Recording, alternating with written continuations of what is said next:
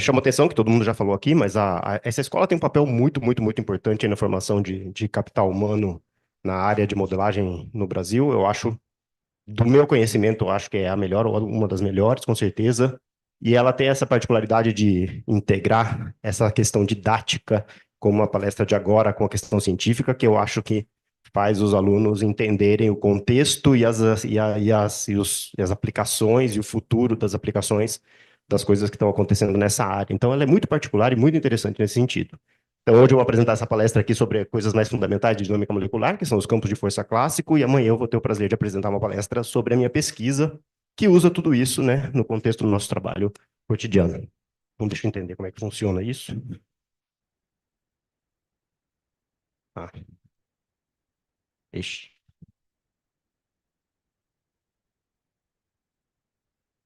Hã? Isso aqui, né? Tem um laser normal, não?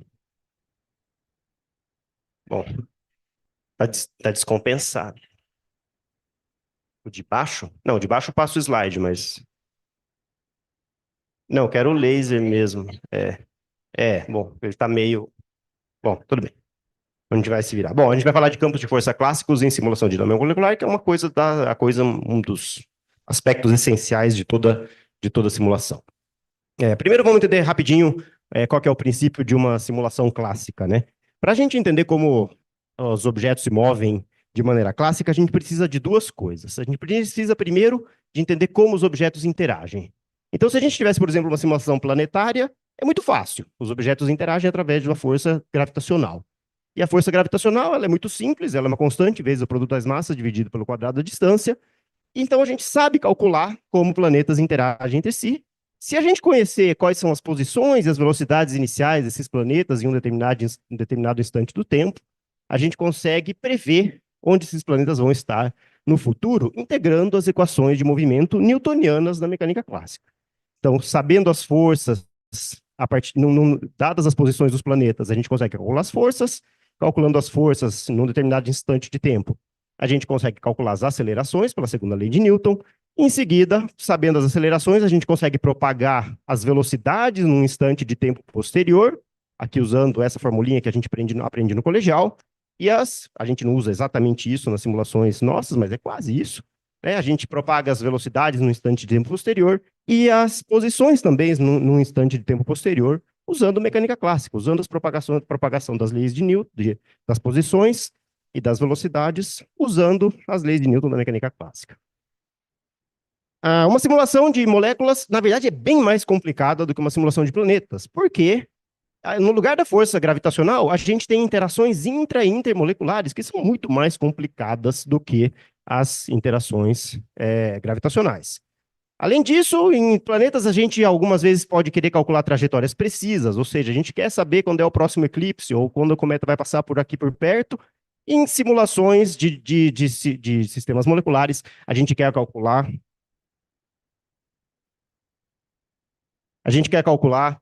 propriedades médias, ensembles conformacionais, então é outro tipo de propriedade que a gente está interessado quando a gente estuda simulações moleculares. Uma particularidade importante é que a gente conserva energia total quando a gente resolve as equações de Newton assim como elas são, e na verdade, numa simulação a gente quer controlar a temperatura, a pressão, condições termodinâmicas que tem a ver com o sistema que a gente está estudando, e as escalas de tempo, né, das nossas simulações são totalmente diferentes. Aqui eu coloquei nanosegundos, porque o slide é antigo, a gente está lá hoje em milissegundos, e um pouco mais para as coisas mais modernas, a capacidade computacional mais moderna. A gente, portanto, tem que conhecer como as coisas interagem do ponto de vista molecular. E o mundo microscópico, ele é um mundo microscópico quântico, né? As partículas elementares, as partículas nos sistemas microscópicos se comportam de maneira quântica. Felizmente, né, a gente sabe que existe, à medida que a gente vai aumentando as escalas de tamanho, as escalas de energias, o mundo vai ficando cada vez mais clássico, por isso que a mecânica clássica funciona na nossa vida cotidiana. Então, o nosso mundo é quântico, e do ponto de vista das interações moleculares, ele é quântico, mas ele não é tão quântico assim. Em que sentido? Por exemplo, isso aqui eu posso fazer, aqui mostrar duas curvas, né? Que são, nossa, slide, não. Que são a energia de interação entre dois átomos de hidrogênio como função da distância entre esses dois átomos de hidrogênio. E aqui a energia de interação entre dois átomos de neônio como função da distância dos dois átomos de neônio.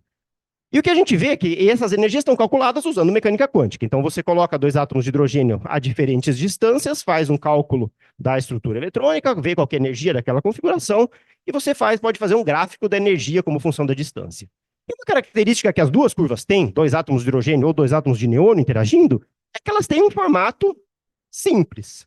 Elas têm uma repulsão de curto alcance muito grande, ou seja, os átomos não podem se aproximar muito, nem os de hidrogênio, nem os de neônio, elas vão para zero em distâncias longas e elas têm alguma região intermediária onde essa interação é mais favorável, que é a distância ótima de aproximação entre esses dois átomos.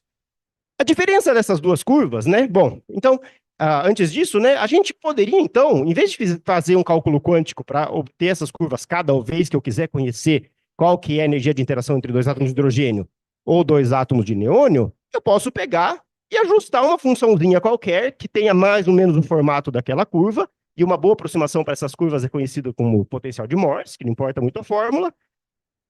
Mas o que essas curvas têm de diferente umas das outras é que elas, na verdade, elas têm escalas diferentes. Aqui do lado do hidrogênio-hidrogênio, da interação hidrogênio-hidrogênio, a gente tem uma interação que vai de -4 até 3, o mínimo está em -4 eletronvolts, e aqui na interação neônio-neônio, que é o lado de cá, a gente vê que essa interação, o mínimo de energia está em menos 0,004 eletronvolts. E aí uma coisa importante para a gente ter em mente é que quando você tem partículas sacudindo a temperatura ambiente, a energia típica dessas partículas é de 0,026 eletronvolts nessa temperatura aqui. Então, essas curvas são qualitativamente diferentes, a do hidrogênio e a do neônio, no que se refere à relação da energia, das energias que estão sendo amostradas em relação às agitações que a gente tem na temperatura ambiente. O poço de potencial da interação hidrogênio-hidrogênio é muito mais baixo do que 0,026 eletronvolts, ou seja, a gente tem uma energia muito maior em termos absolutos do que a interação, a agitação típica da temperatura ambiente, enquanto que o poço de potencial da interação neônio-neônio é muito menor em termos absolutos, em módulo, do que essa energia aqui. O que significa o seguinte, que se um par de átomos de hidrogênio estiver a essa distância, as agitações de 0,026 eletronvolts não vão tirar esse par de átomos de hidrogênio desse poço de potencial, e as agitações térmicas vão tirar facilmente os neônios desse poço de potencial. Então, no caso dos átomos de hidrogênio, você tem um problema, porque você pode ter quebra de ligações. Então, se você tem uma agitação térmica que potencialmente tirasse esse par ou qualquer reação química, né, que tirasse esses hidrogênios desse poço de potencial, você teria uma quebra de uma ligação covalente, aí você tem um problema, porque essa quebra de ligação covalente pode acontecer de maneiras diferentes. Então, ela pode acontecer de maneira homolítica ou heterolítica, por exemplo, que é um caso muito elementar, né? E essas quebras de ligações covalentes podendo acontecer de diferentes maneiras, levariam a potenciais de interação diferentes e propriedades estruturais diferentes ao longo da quebra da ligação. Então, a gente não vai ser difícil representar a quebra da ligação somente com uma curva simples, como era o potencial de Morse para a curva hidrogênio-hidrogênio. Do outro lado, o neônio não tem quebra de ligação, não tem uma formação de uma ligação covalente. Tem uma distância ótima de interação, mas aquilo é muito lábil, então eles se movem a essas distâncias, a distâncias maiores e menores o tempo todo. Então não tem quebra de ligação na interação neônio-neônio, não tem, portanto, uma variação na estrutura eletrônica do sistema, quando esses átomos de neônio se aproximam ou se afastam, não tem uma formação de uma ligação. E, portanto, a gente pode representar relativamente bem essa interação neônio-neônio por essa curvinha aproximada que a gente obtém, ajustando algum potencial nessa curva que a gente obteve através de um cálculo de mecânica quântica. Então, a gente vai separar, num campo de força clássico, as interações que a gente consegue representar bem com um determinado tipo de interação. Para as interações onde você não tem que se preocupar com a mudança na configuração eletrônica do sistema, ou seja, quando a gente não tem quebras de ligações químicas ou formação de ligações químicas, e a gente vai ter uma parte do potencial clássico que vai representar os tipos de interações onde a gente sabe que ali, se essa interação variasse muito, teria uma quebra de ligação química, mas na temperatura ambiente, ou nas temperaturas típicas de uma simulação, as flutuações das distâncias são tais que essas quebras de ligações nunca vão acontecer. numa simulação típica. Ou seja, a gente sabe que na temperatura ambiente, a ligação hidrogênio-hidrogênio da molécula de hidrogênio não se rompe quase nunca. Portanto, se a gente vai fazer uma simulação, a gente pode assumir que aquela ligação de hidrogênio vai se manter numa distância que é uma distância próxima do mínimo de energia daquela interação. Então, a gente tem uma separação na formulação de um campo de força clássico nessas duas coisas. A gente tem as interações não ligadas, ou seja, que a gente vai representar usando potenciais simples, dependentes da distância, para representar interações intermoleculares, entre moléculas, e a gente vai ter uma parte do campo de força que vai representar as interações intramoleculares. E essas interações intramoleculares vão representar, por exemplo, a gente vai falar disso, as ligações covalentes, que vão ser um outro tipo de potencial, para representar as regiões, as interações de poços de potenciais que raramente se rompem, ou nunca se rompem numa simulação. Numa simulação, não, que raramente se rompem num sistema na temperatura ambiente típica que a gente estiver simulando. Essas interações não ligadas, aqui é um comentáriozinho, também são usadas para a gente representar interações entre grupos que são distantes na mesma molécula. Então, por exemplo, numa proteína, uma extremidade da proteína interage com a outra extremidade da proteína através de interações não ligadas, como se fossem moléculas diferentes. Nas interações não ligadas, ou seja, interações entre moléculas diferentes ou entre grupos dentro de uma molécula grande, mas que estão distantes na estrutura da molécula, a gente vai ter dois tipos de interações que vão ser suficientes para a gente ter uma representação razoável de como são as interações intermoleculares.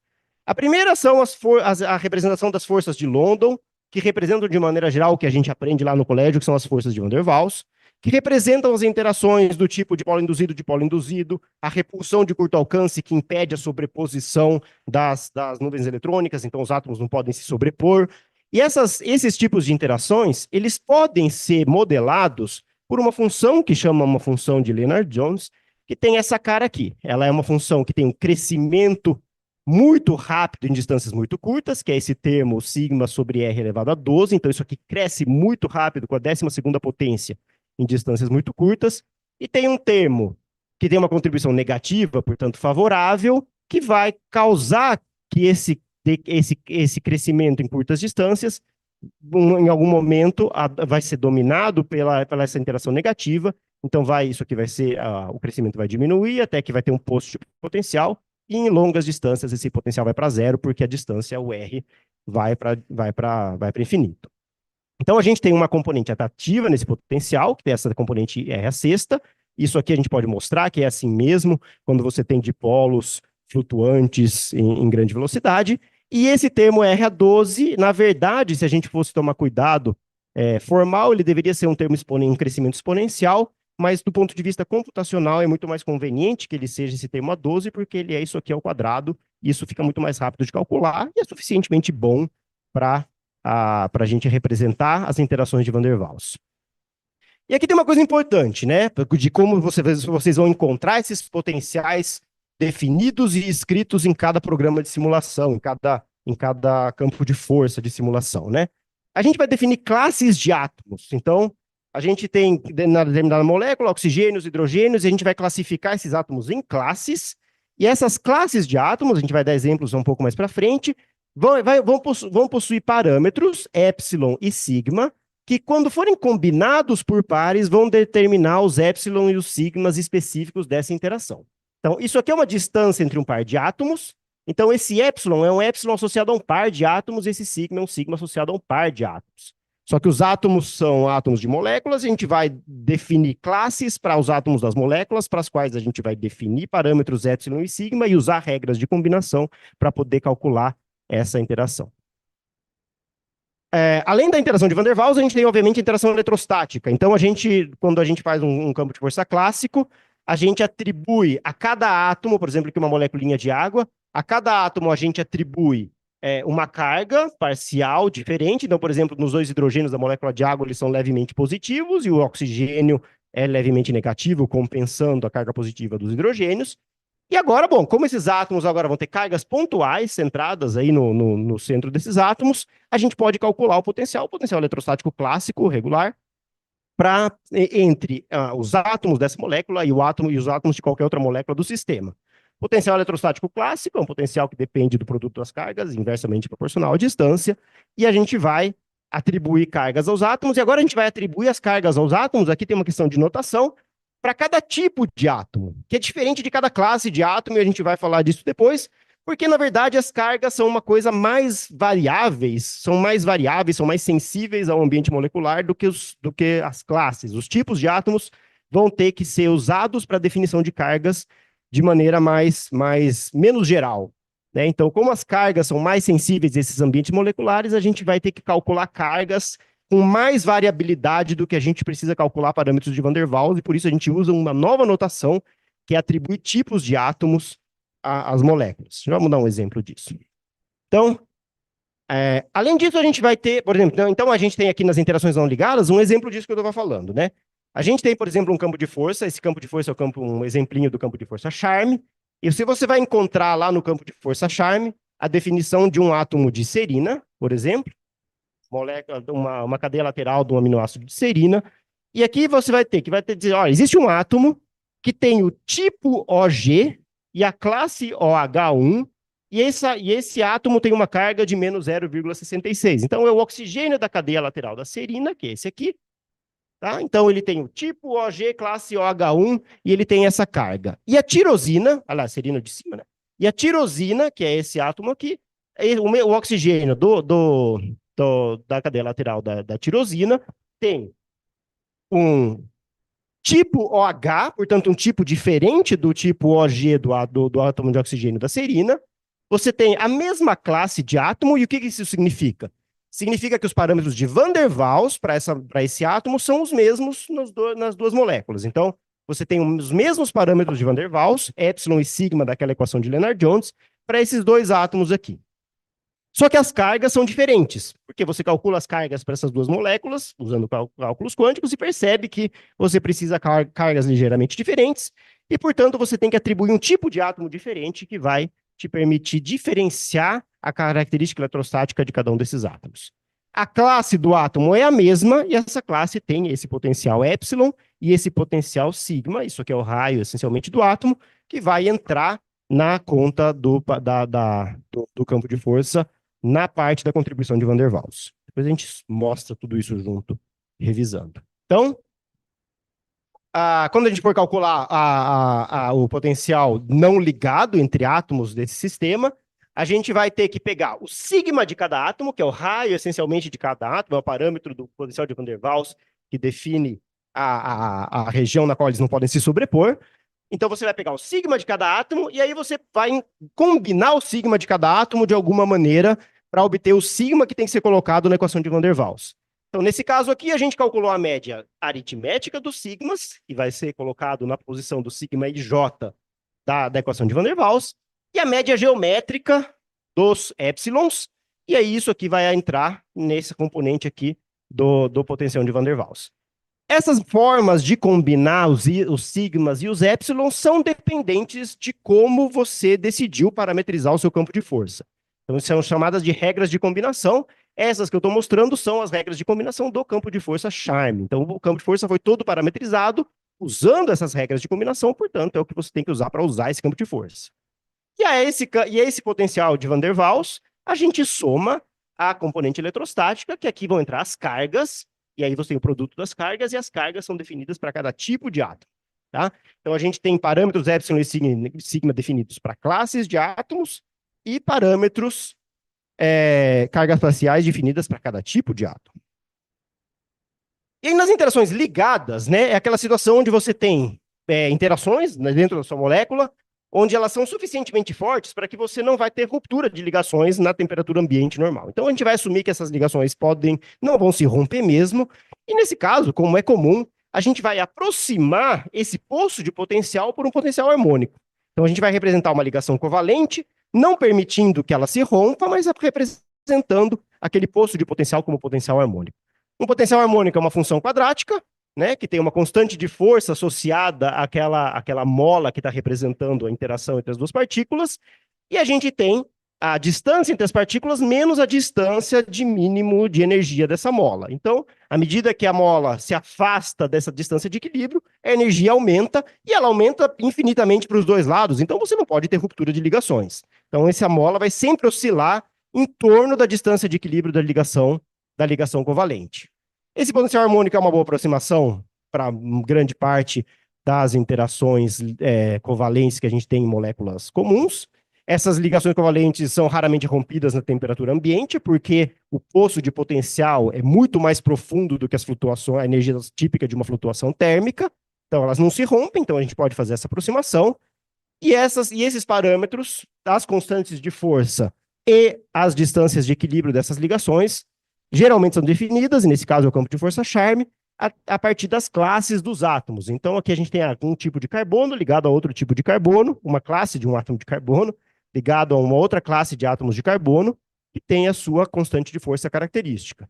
E uma ligação, dois carbonos que estão ligados por uma ligação dupla ou tripla vão ter uma constante de força maior, porque a ligação é mais forte, portanto, vai ter um potencial mais estreito para a representação dessa ligação covalente. Aí, bom, a gente tem as ligações covalentes, a gente precisa entender como são os ângulos, né, nessas interações, né? Então, se a gente, por exemplo, aqui tem uma moléculinha de água, né? A gente tem 3 átomos e a gente quer representar o que acontece quando a molécula de água sofre deformações angulares. Tem mais de uma maneira que pode aparecer para representar essa deformação angular. Uma maneira é colocar um potencial harmônico também, quadrático, né? K0, que é uma constante de força, que é explicitamente dependente do ângulo da ligação. Então, você tem um átomo de hidrogênio, outro átomo de hidrogênio, quando esse ângulo varia, e varia se distanciando do ângulo de equilíbrio, você introduz um potencial quadrático que vai fazer aquele ângulo oscilar em torno do ângulo ótimo da ligação. Oscilar em torno do ângulo ótimo da ligação. E existe uma outra maneira que também aparece em diferentes situações, que é o potencial de Urey-Bradley, que é também uma maneira de representar a deformação de um ângulo, de uma ligação, mas em vez de você colocar um potencial que é explicitamente dependente do ângulo, como lá em cima, você coloca uma espécie de ligação de um potencial harmônico que liga os dois átomos envolvidos nessa ligação, né, nesse ângulo. Então, essa ligação aqui entre esses dois átomos não é uma ligação covalente que existe no sistema real, mas a gente vai colocar uma mola entre eles dois para representar o ângulo de torção, para representar a resistência ao ângulo de torção. Isso às vezes é útil por quê? Porque se essa ligação aqui, por exemplo, nesse exemplo, se essa ligação aqui ela se estende um pouco, esse ângulo aqui não muda. Mas você pode querer que o potencial associado a esse ângulo seja sensível a essa distorção linear da ligação covalente. Então, na verdade, isso faz aparecer um acoplamento entre o estiramento das ligações e o potencial angular. Se você coloca um potencial que que é só explicitamente dependente do ângulo, o estiramento dessa ligação não faz variar o potencial angular. Se você coloca esse tipo de potencial, o estiramento da ligação faz variar o potencial angular. Então, você tem um potencial que está colocado para representar a interação angular, só que agora está acoplada ao estiramento da ligação, e isso pode ser interessante, em alguns casos, representa melhor como é que são as flutuações da geometria molecular do que o desacoplamento completo entre os estiramentos e a representação angular. E o potencial angular. Depois a gente tem que acrescentar os diedros na nossa representação, né? Os diedros são, a gente tem agora, por exemplo, essa molécula aqui, a nossa molécula já tem potenciais para as ligações covalentes, então isso aqui está tudo ligado, oscilando harmonicamente, os ângulos, só que agora a gente tem que representar o potencial ao longo da rotação em torno dessa ligação covalente 2, 3. Bom, o que a gente acrescenta aí no nosso campo de força são potenciais trigonométricos. Então, a gente vai acrescentar funções que vão ter componentes aqui, cossenos, que têm fases específicas e frequências específicas, e que vão depender da posição de 4 átomos consecutivos. Então, por exemplo, aqui um diedro é definido pela posição do átomo 1, do átomo 2, do átomo 3 e do átomo 4. A rotação em torno da ligação 2, 3 vai ser parametrizada como função da posição desses 4 átomos. Então, o ângulo de rotação dessa ligação covalente é definida como a posição desses 4 átomos, e isso pode ser bastante variável, você pode ter oscilações bastante complicadas, geralmente com alguma periodicidade, né? Quase sempre com alguma periodicidade, por exemplo, sempre, na verdade, né? Quando essa ligação aqui dá uma rotação de 360 graus, o átomo 4 volta na posição original, portanto, o potencial tem que ser periódico, por isso que a gente usa potenciais trigonométricos para essa representação. E a gente, dependendo da complexidade do potencial, a gente pode somar vários termos trigonométricos para obter, de fato, como é que é a variação do potencial ao longo da rotação daquela ligação no nosso campo de força, somando vários termos nessa composição de funções trigonométricas que vão representar esse potencial periódico aqui. Por fim, tem um tipo de diedro adicional que aparece também nos campos de força, que é bastante comum, que se chamam diedros impróprios, que são os diedros que são diedros porque dependem de 4 ângulos, mas não são exatamente a mesma coisa que antes, que são potenciais adicionais que a gente coloca para tentar manter a planaridade de sistemas, de estruturas moleculares que têm que ser planas, né?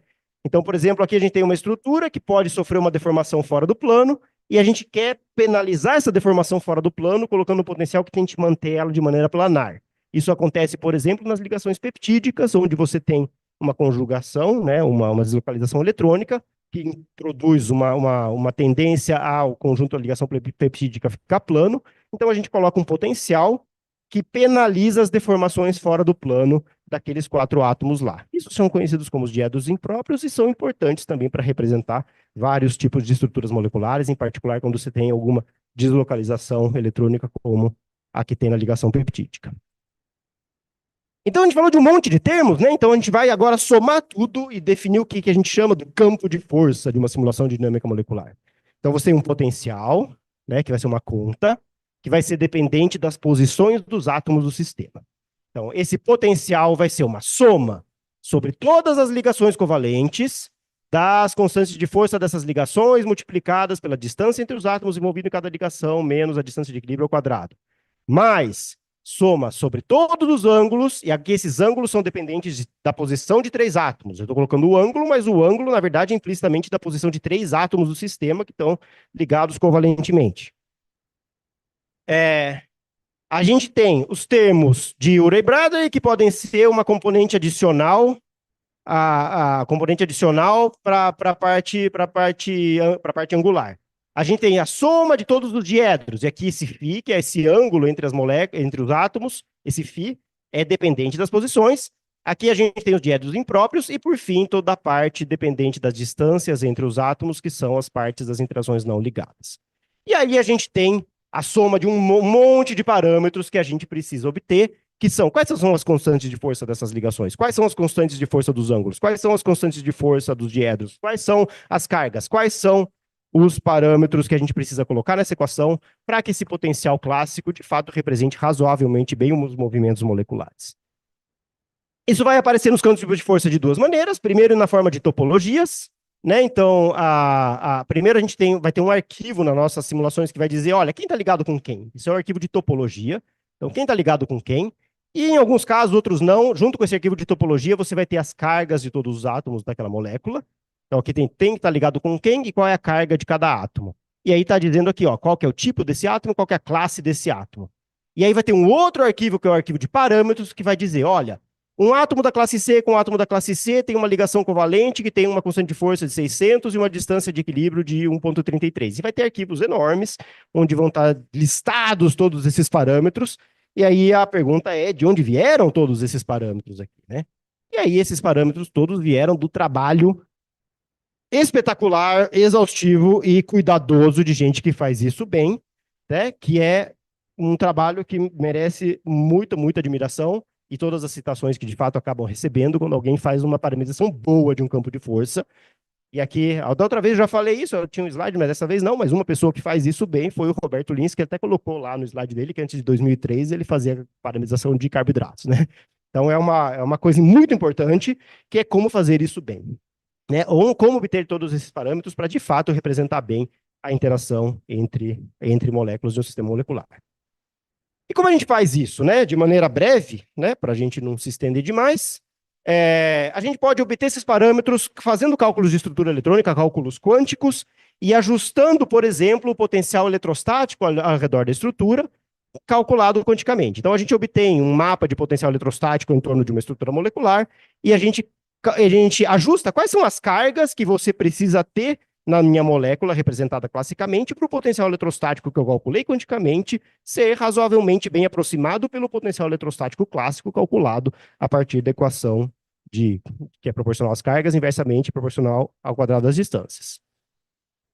A gente faz a mesma coisa, por exemplo, para calcular os parâmetros de Lennard-Jones, só que agora a gente pode ter sistemas moleculares onde a gente varia o ambiente molecular ou a conformação da molécula, e para cada conformação da molécula que a gente calcula quanticamente, a gente tem uma energia diferente, e agora, quando a gente tem uma energia diferente, a gente pode tentar representar, ou para cada ambiente molecular, a gente pode tentar ajustar quais são os parâmetros de Lennard-Jones, quais são os parâmetros de Van der Waals, que melhor ajustam a superfície de energia potencial obtida quanticamente. Então, a gente faz um cálculo quântico e ajusta essa energia potencial quântica, que é obtida quanticamente para obter os parâmetros de Van der Waals.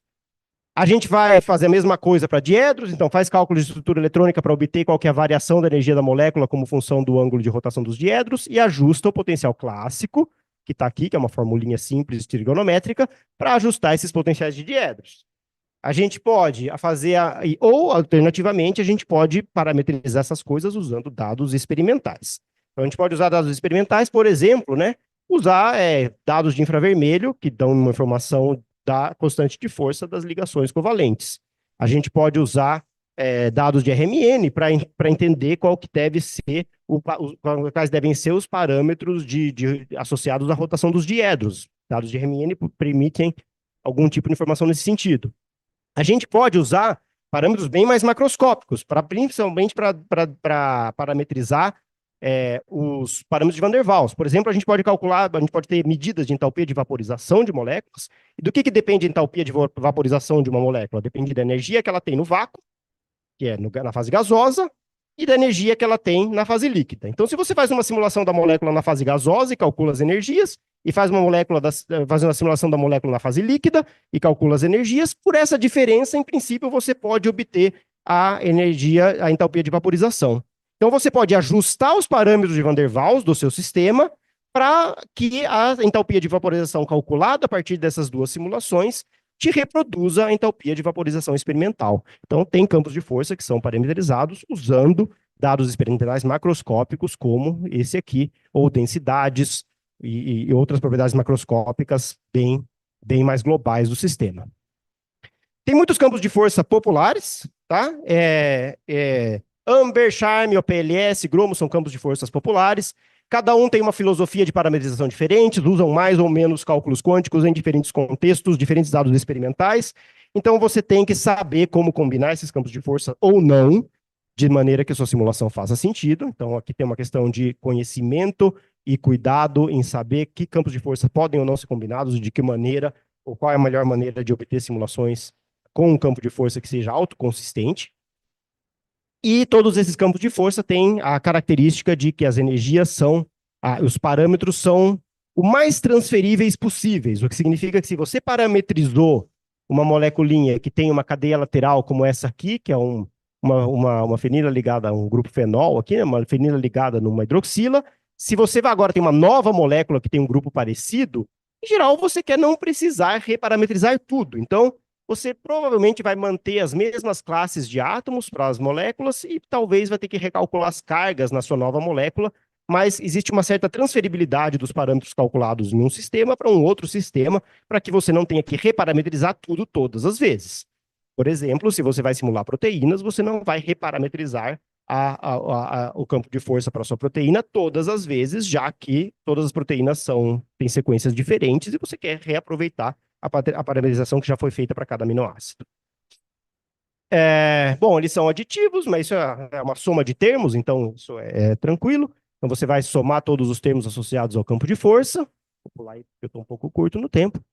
E se você quiser parametrizar uma nova molécula, o que você tem que fazer é obter parâmetros, em geral, esses parâmetros associados às classes dos átomos, as interações de Lennard-Jones, ângulos, em geral, você consegue obter por analogia parametrizações que já existem. Ou seja, se você quer parametrizar uma nova molécula, é comum você encontrar nos campos de força alguma coisa que é suficientemente parecida com a sua molécula para que você possa pegar os parâmetros de Van der Waals e as ligações e os diedros daquela molécula.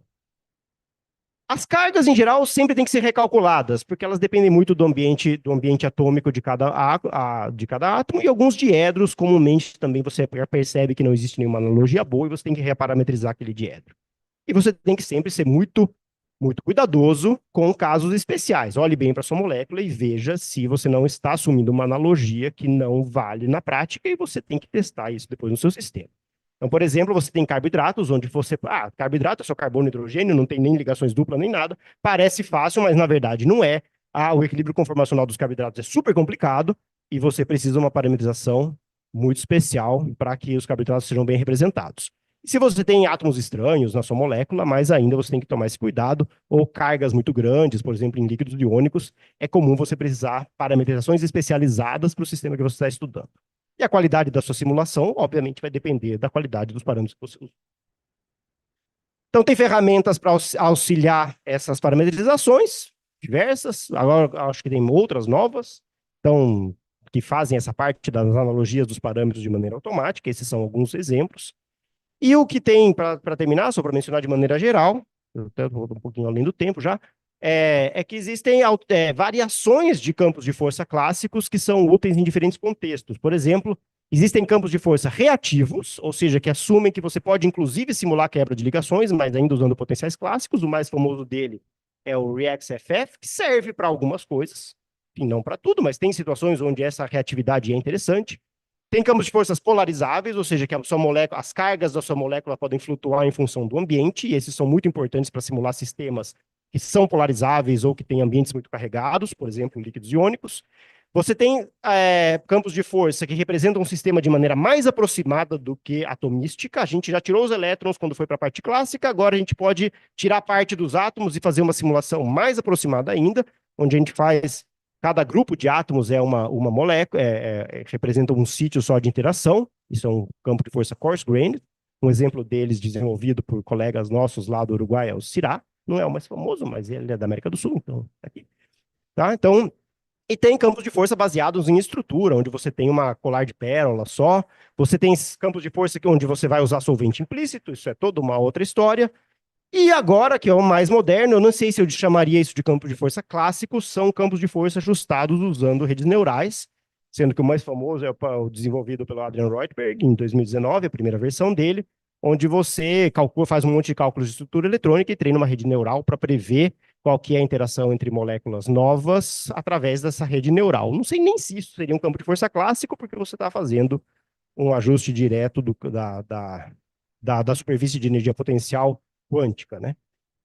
E, bom, tinha um pouco tinha tempo, mas essa dá uma ideia geral de como é a parametrização. Eu agradeço, obviamente, a escola e a organização, esse trabalho maravilhoso que eles fazem, a FAPESP e o CNPq, ao nosso Centro de Computação e Engenharia de Ciências. É que eu quero mencionar que a gente tem um cluster também, novo, que chama Coaraci, que eu não sei quantos teraflops tem, mas é um bom cluster, e que ele é acessível para a comunidade externa. Então, é só entrar no site aí do centro, CCES, ou escreve isso aí, ou me escreve